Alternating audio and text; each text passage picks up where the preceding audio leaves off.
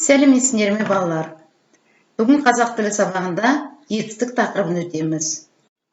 Сабақтың мақсаты оқушыларға етістік туралы түсінік беру, сауатты жазуға дағдыландыру, тапсырмаларды орындау арқылы алған білімдерін кеңейтуге үйрету. Кәне балалар, өткен сабақ бойынша мен сендерге сұрақ қоямын. Сендер жауап беруге тырысыңдар.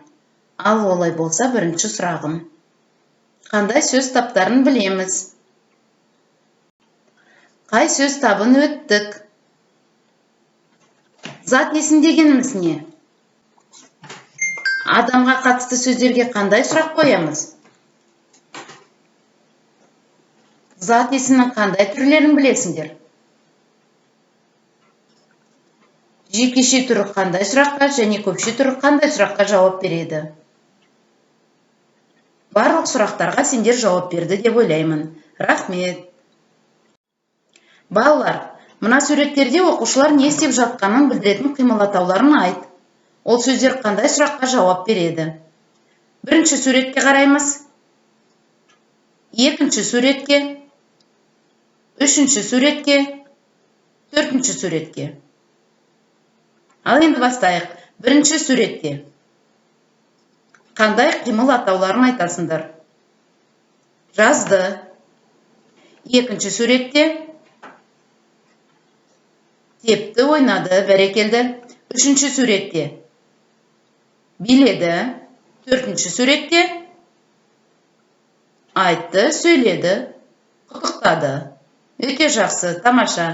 Енді бұл сөздер қандай сұраққа жауап береді? Не істеді? Қандай сөз таптары?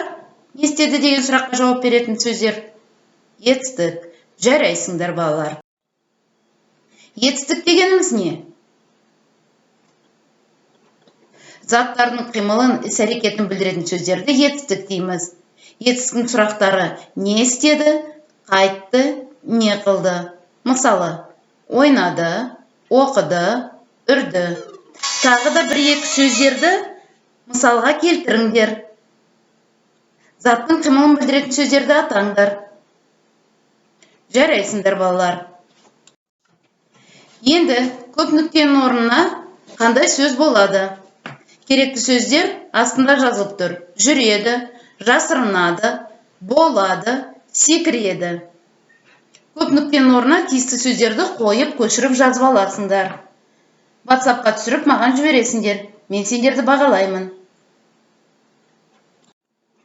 Келесі енді оқулығымызды ашамыз, оқулықпен жұмыс істейміз.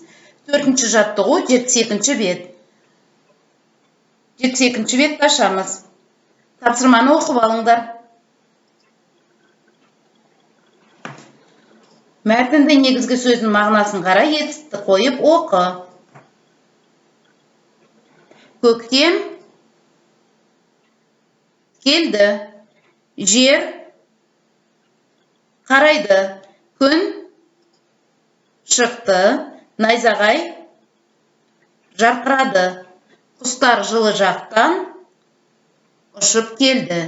Жарайсыңдар, басқа нұсқада болады. Заттың қимылы болса дұрыс болады. Тамаша. Енді күнделіктеріңді ашып, үйге тапсырманы жазып алыңдар. 3-ші жаттығу 72-ші бет. Ережені жаттаңдар. Тапсырманы орындап, WhatsApp-қа суретке түсіріп жіберіңдер маған. Мен сендерді тексеріп шығамын, бағалаймын. Енді балалар, қазір кері байланыс жасайық. Егер бүгінгі сабақты сендер түсінсеңдер, етістік не екенін, қай сөз таптары қандай сұраққа жауап беретінін айталсаңдар, онда жасыл смайликті жібересіңдер. Егер бүгінгі сабақты толық меңгерген жоқ болсаңдар, әлі сендерге үйрену керек болса, онда сары смайликті жібересіңдер. Егер бүгінгі сабақ түсініксіз болды, зат есім не екенін түсінген жоқсыңдар, сұрақтарын ажырата алмасаңдар, онда қызыл смайликті жібересіңдер. Мен сендер жіберген смайликті қарап, бүгінгі сабақты қалай меңгергендеріңді анықтаймын. Келесі сабаққа дайындық жүргіземіз. Рахмет. Сау болыңдар балалар.